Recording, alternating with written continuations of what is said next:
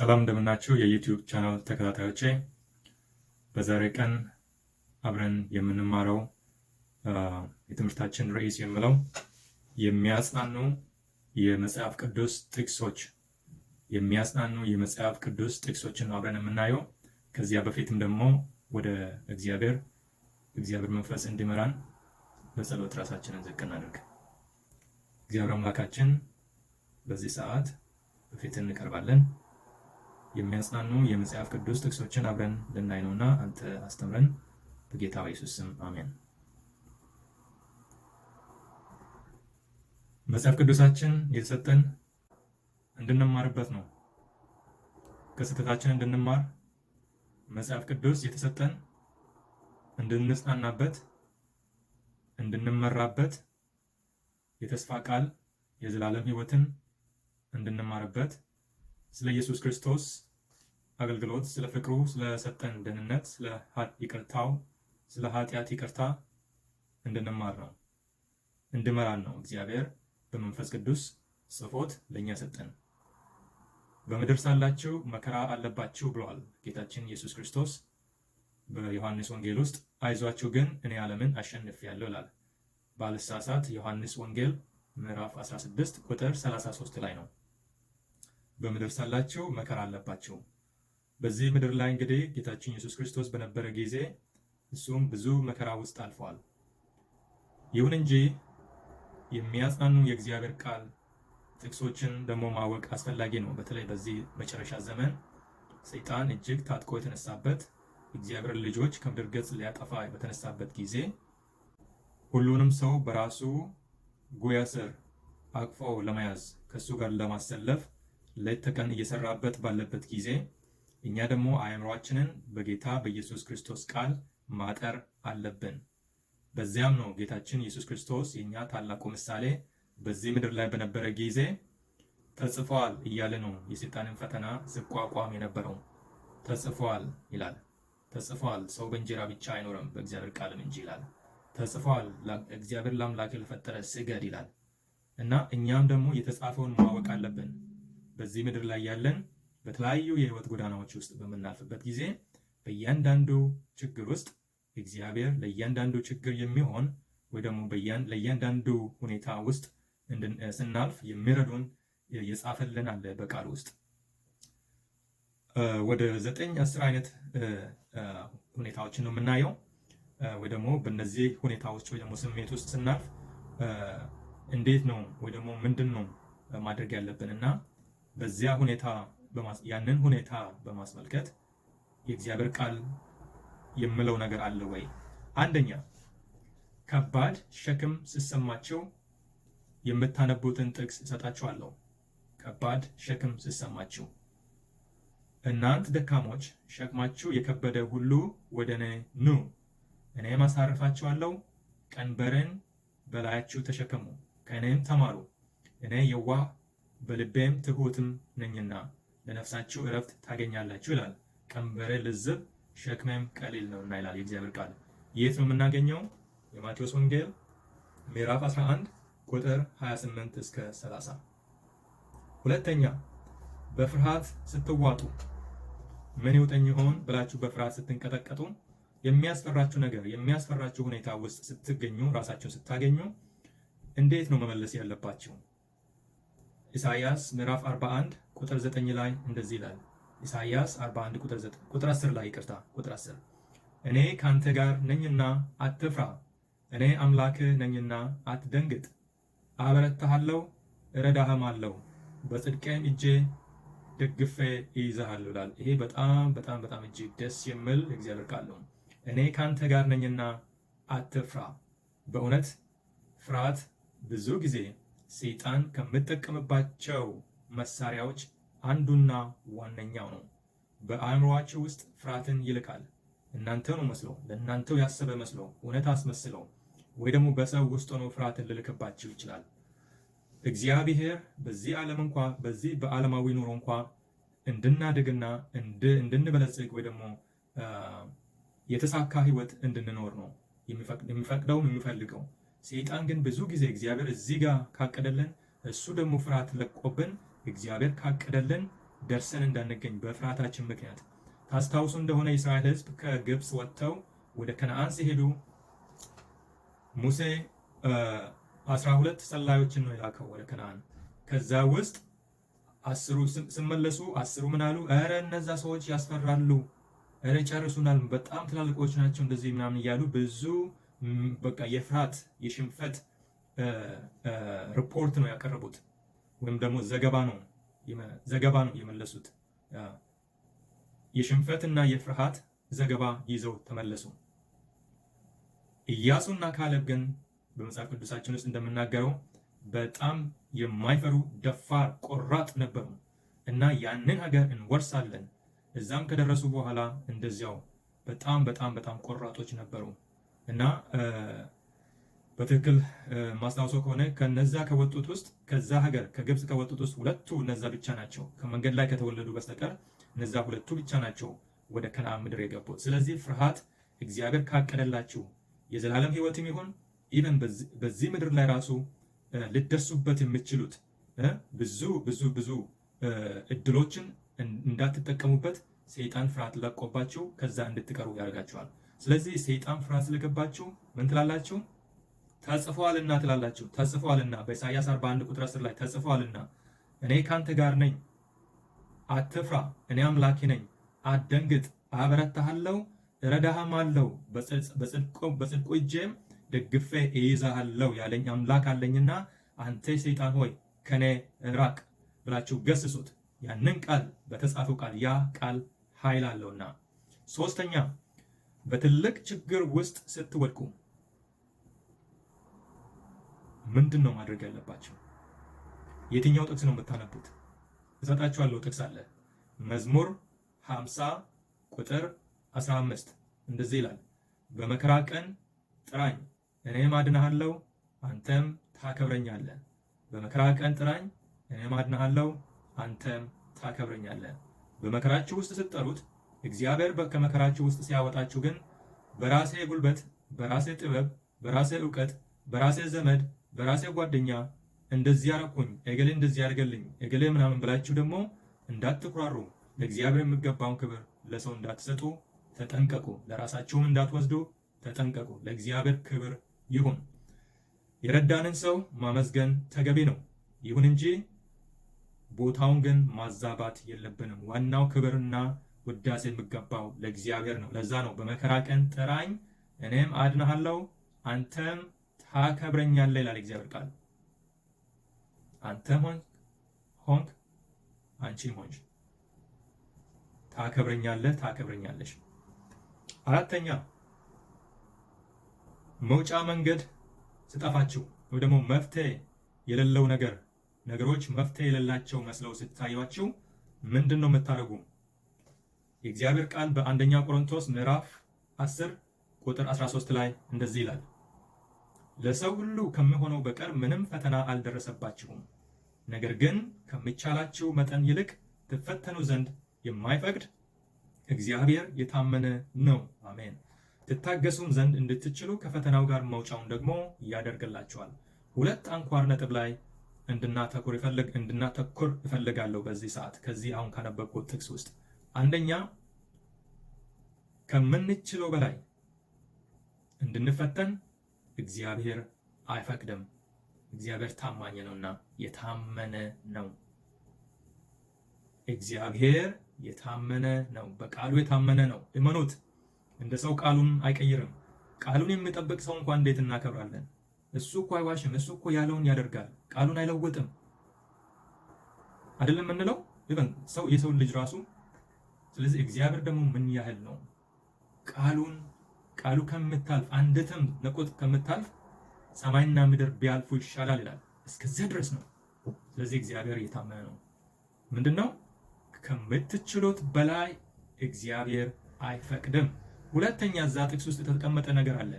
ከፈተናው ጋር መውጫውን ያዘጋጃል። እንዳውም አስቀድሞ መውጫውን ያዘጋጃል እግዚአብሔር። መውጫ የሌለው ፈተና የለም። ጥቅሱን ይደግምላችኋለሁ። አንደኛ ቆሮንቶስ ምዕራፍ 10 ቁጥር 13። ስለዚህ መውጫ መንገድ የለውም ብላችሁ ስታስቡ ወይ ደግሞ ይህ ጉዳይ ይህ ነገር የኔ ነገር የእሷ ነገር የእሱ ነገር የእነሱ ነገር የዚህ ነገር የዚህ ሁኔታ ነገር መፍትሄ የለውም መውጫ የለውም ብላችሁ ከመደምደማችሁ በፊት ወይ ደግሞ ከምትደመደሙ ይህንን የተጻፈውን የታመነው እግዚአብሔር የተናገረውን ቃል የኔ ነው ብላችሁ ጥቀሱለት ሰይጣንን። ሰይጣን ያፍራልና። በጣም የሚያጽናና እጅግ እጅግ እጅግ ልብን የሚያቀልጥ ቃል ነው ይሄ። አምስተኛ ከሁሉም ሰው እጅግ ኃጢአተኛ እኔ ነኝ ወይ ደግሞ ከሁሉ ሰው እጅግ ኃጢአተኛ እንደሆንሽ ወይ ደግሞ እንደሆንክ መስሎ ሲሰማ ወይ ደግሞ መስሎ ሲሰማሽ ምንድን ነው የምታረጊ? ምንድን ነው የምታረገው? የእግዚአብሔር ቃል ስለዚህ የምናገረው ነገር አለው። ተመልከቱ፣ ዳር እያልን አይደለም። ይሄ ነገር ቀጥታ ከነዚህ ሁኔታዎች ጋር የተያዘ ነው። የእግዚአብሔር ቃል በቀጥታ ነው እየተናገረን ያለው። ሮሜ 3:23 እስከ 24 እንደዚህ ይላል፣ ሁሉ ኃጢአትን ሰርተዋልና የእግዚአብሔርም ክብር ጎድሏቸዋል። ስንት ነው የምለው? 90% ነው አይደለም። 80% ነው አይደለም። 20% አይደለም። 99.9% ነው አይደለም። ሁሉም ማለት ነው። ሁሉም በድለዋል፣ የእግዚአብሔርም ክብር ጎድሏቸዋል። ስለዚህ እኔ ከሰው ሁሉ የባስኩ ኃጢአተኛ ነኝ ብላችሁ የምታስቡ ከሆነ ተሳስታችኋል። ሁሉም በድለዋል፣ ሁሉም ኃጢአተኛ ነው። አንድም ጻድቅ የለም። ግን ጻድቁ አምላካችን አለ፣ ከኃጢአታችን ሊያነጻን የሚችል። በአንደኛ ዮሐንስ ምዕራፍ 1 ቁጥር 19 ላይ እንደዚህ ይላል፣ በኃጢአታችን ብንናዘዝ ኃጢአታችንን ይቅር ሊለን ከአመፃም ሁሉ ሊያነጻን የታመነ ጻድቅ ነውና። ማነው እሱ? ጌታችን ኢየሱስ ክርስቶስ። ስድስተኛ የኔ ነገር ተስፋ የለውም ብላችሁ አስባችሁ ታውቃላችሁ? ወይ ደግሞ እያሰባችሁ ይሁን? በዚህ ሁኔታ ውስጥ ናቸው። የእግዚአብሔር ቃል ምን ይላል? በዘፍጥረት ምዕራፍ 18 ቁጥር 14 ላይ በእውነት ለእግዚአብሔር የምሳነው ነገር አለን? መልሱን ለእናንተ ልተው። በእውኑ ለእግዚአብሔር የምሳነው ነገር አለን? ወንድሞቼና እህቶቼ በሙሉ አፌ የምናገረው የለም። ለእግዚአብሔር የምሳነው ነገር የለም። ስለዚህ የኔ ነገር ተስፋ የለውም አትበሉ። አሁንም ሰይጣን ተስፋ ሊያስቆርጣችሁ በምናገርበት ጊዜ ገስጹት። ሰይጣን ተስፋ ሊያስቆርጣችሁ ይህንን የእናንተ ነገር ተስፋ እንደሌለው አድርጎ በጆሮአችሁ ሹክ ስል ገስጹት። በሰውም ሆኖ እንደዚህ ከተናገራችሁ ገስጹት። በእውነቱ ለእግዚአብሔር የምሳነው ነገር አለ ወይ በሉት፣ ተጽፏልና።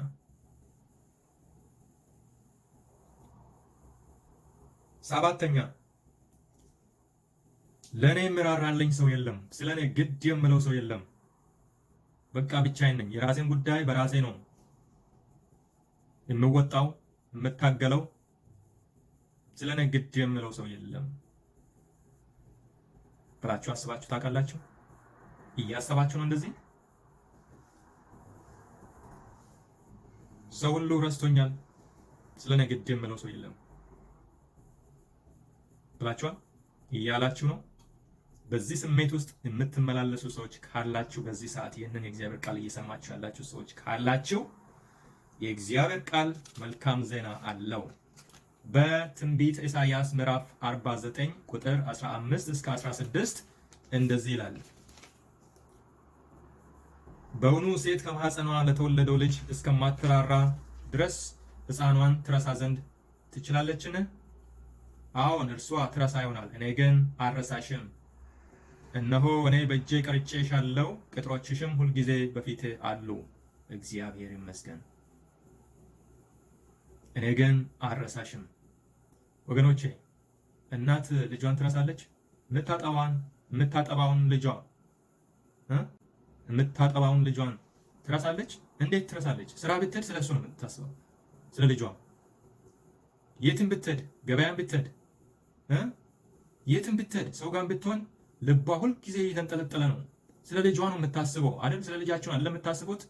እናት የሆናችሁ ልጅ፣ በተለይ የምታጠቡ ሕፃን ያላችሁ ወይ ደግሞ ለትናንሽ ልጆች ያላችሁ፣ በተለይ ሕፃን የምታጠባውን እሱ ነው በጣም የሚቀርበው እና አትረሳም። ልቧ ልጇ ጋር ነው። የትም ሆና አረ ልጄ ትላለች። እሷ ልትረሳ ትችላለችን ይላል። እሷ እንኳን ትረሳ ይሆናል፣ እኔ ግን አረሳሽም። ጽዮን ሆይ እስራኤል ሆይ አረሳሽም። የእያንዳንዳችሁን ስም በዛ ውስጥ አስቀምጡና አረሳህም ብሎሃል እግዚአብሔር፣ አልረሳሽም ብሎሻል። ይህንን የተስፋ ቃል የኔ ነው ብላችሁ ያዙት በልባችሁ። በእጄ መዳፍ ቀርጬሻለሁ፣ በእጄ መዳፍ ቀርጬሃለሁ እያለ ነው። መዳፋችን ላይ ያለው እኮ ለእኛ በጣም ቅርብ ነው። ይህ ሕያው ቃል ነው።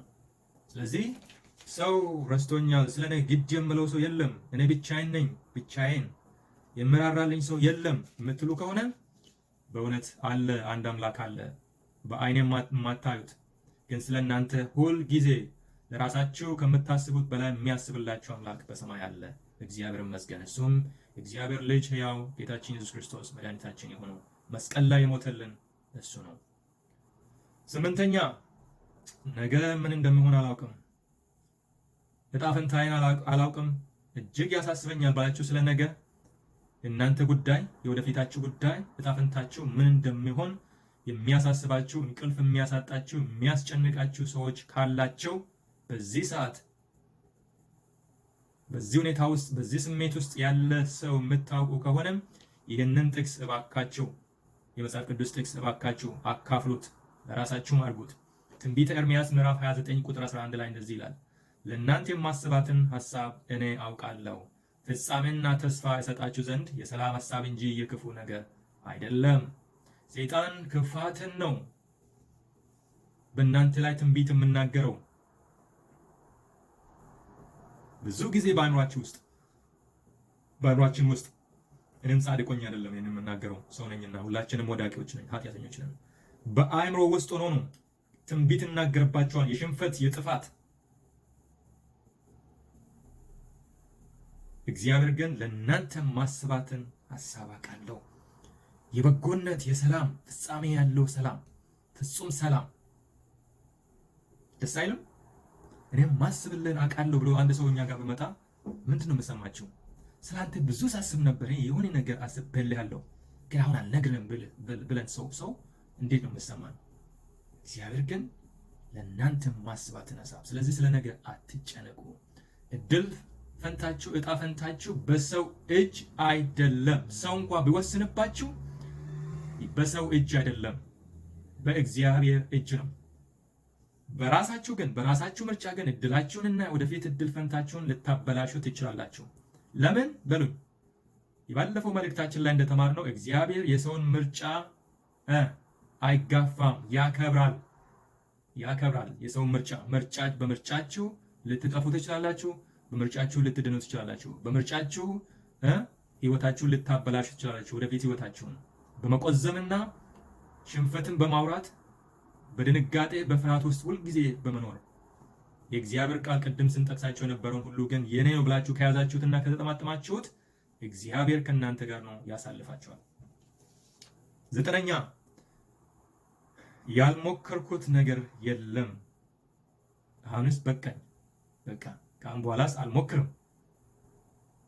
ያልቆፈርኩት ጉድጓድ የለም በቃ ብላችሁ ተስፋ ቆርጣችኋል። የቆረጣችኋላችሁ የአልዓዛርን ታሪክ አንብቡ። ሞቷል፣ ተቀብሯል፣ ሸቷል፣ በስብሷል የተባለውን ኢየሱስ ክርስቶስ ህይወት ዘራበት። የእናንተንም ነገር እንደዚሁ ህይወት ይዘራበታል። ተስፋ አትቁረጡ።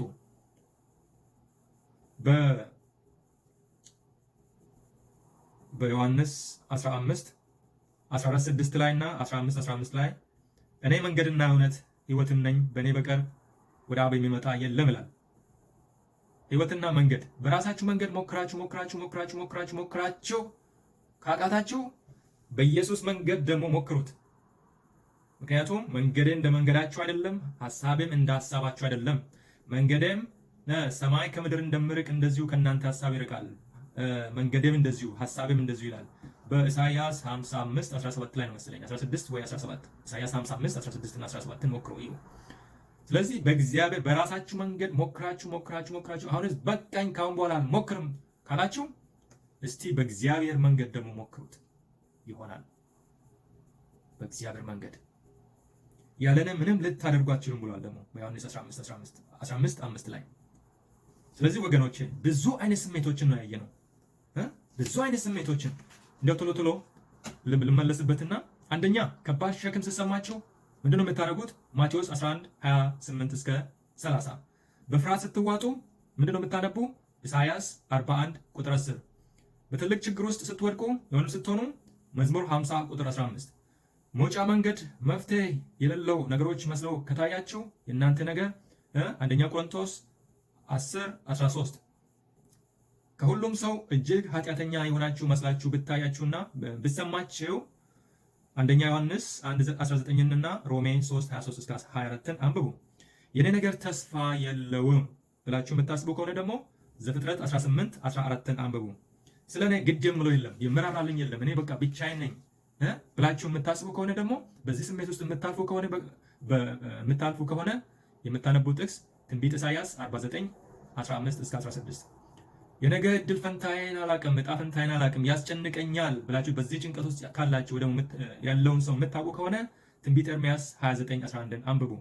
ያልሞከርኩት ነገር የለም አሁንስ በቃኝ ካሁን በኋላ አልሞክርም ብላችሁ ተስፋ ልትወስኑ ከሆነ ወይ ደግሞ ወስናችሁ ከሆነ ዮሐንስ 14:6 እና 15:5 አንብቡ። ምን ይላል? እኔ መንገድም ሕይወትም ነኝ፣ በሱ መንገድ ሞክሩ፣ ያለኔ ምንም ልታደርጉ ደግሞ አትችሉም ብሏል። እና በመጨረሻም በዚህ ሁሉ ስሜት የሚያልፍ ሰው ካለ በዚች ሰዓት ኢየሱስ ክርስቶስ ያለውን ላንብብላችሁ። በመጨረሻ ሉቃስ 5:31 ኢየሱስም መልሶ ሕመምተኞች እንጂ ባለጤናዎች ባለመድኃኒት አያስፈልጋቸውም፣ ኃጢአተኞችን ወደ ንስሐ እንጂ ጻድቃንን ልጠራ አልመጣሁም አላቸው። እና ይህ ተስፋ ለኛ ነው። እግዚአብሔር ይባርካችሁ። በመጨረሻም አንድ መዝሙር እዘምርላችኋለሁ። አንድ መዝሙር እዘምርላችሁ። ምን ይላል? ምንም ቢሆን ተስፋ አትቁረጥ አምላክ ይረዳሃል ይላል። ምንም ቢሆን ተስፋ አትቁረጥ አምላክ ይረዳሃል ይላል።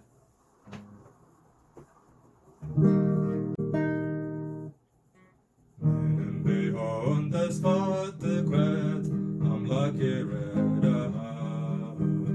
በፍቅር ክንፉ ስር ብትኖር አምላክ ይረዳሃል። አምላክ ይረዳሃል ቀኑን ሁሉ በመንገዱ እርሱ ይረዳሃል። አምላክ ይረዳሃል። ምንም አይነት ችግር ቢሆን አምላክ ይረዳሃል። ደካማ ሆይ ተደገፈው አምላክ ይረዳሃል። አምላክ ይረዳሃል ቀኑን ሁሉ በመንገድ እርሱ ይረዳሃል። አምላክ ይረዳሃል። የምትረዳን አምላካችን እጅግ እናመሰግናለን። ስለነዚህ የሚያጽናኑ ሕያው ቃል እግዚአብሔር አባት ሆይ ይህ ቃል የሚያስፈልጋቸው ብዙ ነፍሳት አሉ በዚህ ምድር ላይ። ይህ ሁሉ እንድደርሳቸው እንጸልያለን። በቀረው ጊዜያችን ሁሉ ከኛ ጋር ሁን፣ በጌታ በኢየሱስ ስም አሜን። ጌታ ይባርካቸው። በዚህ ቃል እንድንኖር እግዚአብሔር እርዳን። አሁንም እላችኋለሁ ይህንን ቃል ሼር አድርጉ ወይ ደግሞ አካፍሉ። ይህ ቃል የሚያስፈልጋቸው ብዙ ነፍሳት አሉ። ለራሳችሁም ደግሞ ይህንን ቃል ጽፋችሁ ከጊዜ ወደ ጊዜ ይህንን ቃል በልባችሁ ውስጥ አስቀምጡ። ለእያንዳንዱ አይነት ፈተናና ስሜት ይህንን ቃል ተጽፏል ብላችሁ ለሰይጣን አንብቡለት። ለእናንተም መጽናናት ይሆናል፣ ለደህንነትም ይሆናችኋል፣ ለበረከት ይሆናችኋል፣ ለሌላውም ለበረከት እንድትሆኑ እግዚአብሔር በጸጋው ይርዳችሁ ይርዳን። ደህና ሁኑ።